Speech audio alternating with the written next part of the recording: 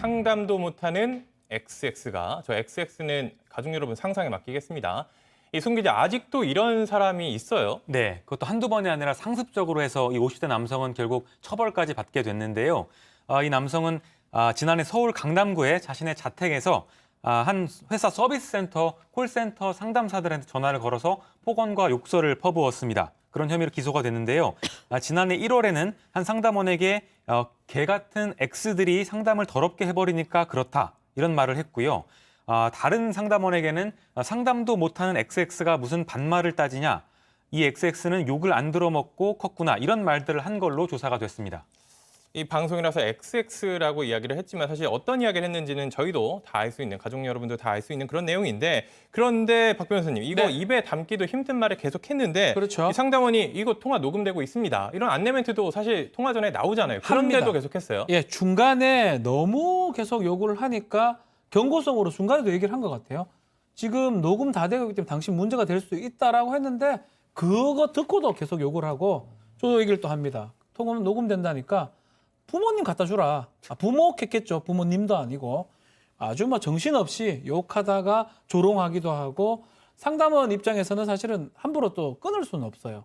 다 얘기하고 응대를 해야 되거든요. 응대하는 과정에서 만약에 계속 욕을 한다면 저렇게 경고를 하는데도, 또 경고를 하면 대부분 예 이렇게 끊기 마련인데 저 사람은 그 이후에도 계속적으로 조롱, 폭언을 했다고 합니다. 저렇게 조롱과 폭언을 이어갔는데, 이 보통 이런 인신공격성 말 하면 안 된다는 거 모두 다 알고 있잖아요. 근데 그런데도 이런 걸 하는 사람들의 심리는 어떻게 봐야 됩니까? 익명성에 기댄 나쁜 짓?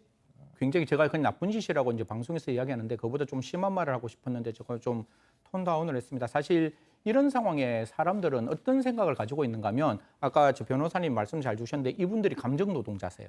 감정 노동자고, 분명히 우리는 그런 감정 노동자들에 대해서 여러 가지 배려 차원을 하고 있지만, 또 회사 같은 경우에는 그렇게 아까 변호사님 말씀대로 분명히 전화 끊을 수 있어요. 전화 끊고 그런 경우에는 더 이상 전화 안 받아도 되는데, 과연 그런 경우에 전화를 끊을 수 있는 감정 노동자가 몇 명일까라는 생각을 하다 보면, 분명히 자기는 이런 경우에서 자기의 스트레스를 풀고 자기는 익명성에 기대서 이 사람에게 자기의 그 분을 풀고 있다는 점에서 굉장히 죄질이 나쁜 범죄 아니냐, 약자에 대한 공격이라고 그렇게 생각합니다. 아까 뭐 박상희 소장님이 말씀 주셨는데 테러에 가까운 범죄 행위라고 생각합니다. 승 의원님도 잘 말씀을 해주셨지만 결국 이 직원들 입장에선 참고 할 수밖에 없는 거란 말이에요. 그러다 보니까 이 전화벨 울리기만 해도 이 충격이 클 것 같고, 혹시 이 다른 통화를 할 때도 이 사람이 또 그런 말을 하면 어쩌지, 이런 생각이 들 수밖에 없을 것 같은데요. 네, 그러니까 이제 감정 노동자라고 얘기를 할 때 우리가 대표적으로 이제 텔레마케터, 콜센터 직원들을 얘기를 하잖아요. 근데 이분들이 일반인의 스트레스의 6배 이상을 받는다는 연구 결과가 있고, 그건 사실로 보입니다. 그래서 우리가 이제 법으로 이분들을 보호하는, 뭐 다 전화를 받고 계신 건 제가 제일 사랑하는 우리 엄마입니다, 뭐 이렇게 얘기도 하고, 이제 이렇게 뭐 욕을 하거나 협박을 하면은 법적으로도 이제 처벌을 받게 되는 그런 변화 덕분에 이분들의 스트레스가 많이 줄었다라는 연구가 있는데요. 오늘의 이 사건은 사실은 그런 법이 시행되기 전에 당했던 그런 어떤 협박이나 모욕이나 그런 스트레스를 주잖아요. 이런 걸로 인해서 예전에 이 콜센터 직원들이 엄청나게 정말 심각한 우울증이나 자존감 하락, 스트레스 이런 것들을 경험했던 것이 기억이 납니다.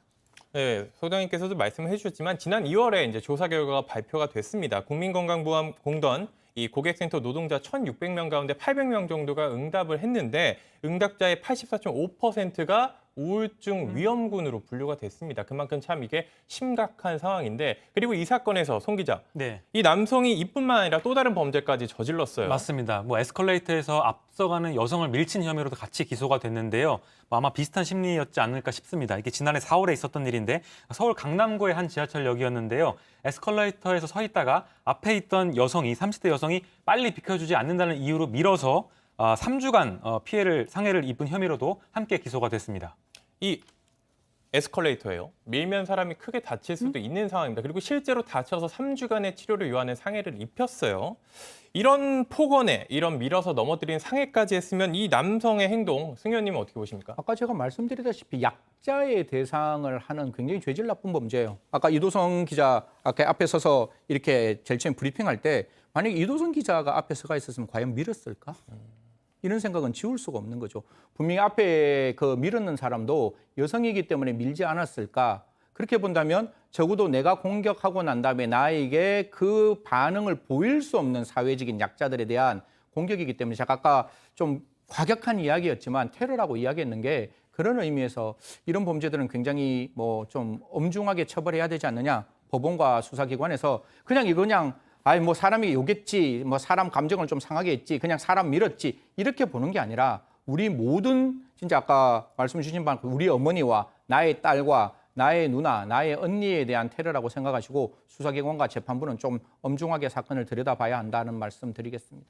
네, 그래서 결국에 재판에 넘겨졌습니다. 네. 판단이 어떻게 나왔습니까? 일단 상해죄도 있고요. 뭐 모욕죄나 협박죄 같은 게 지금 성립할 수가 있는데 모두 재판부는 유죄로 인정을 했습니다.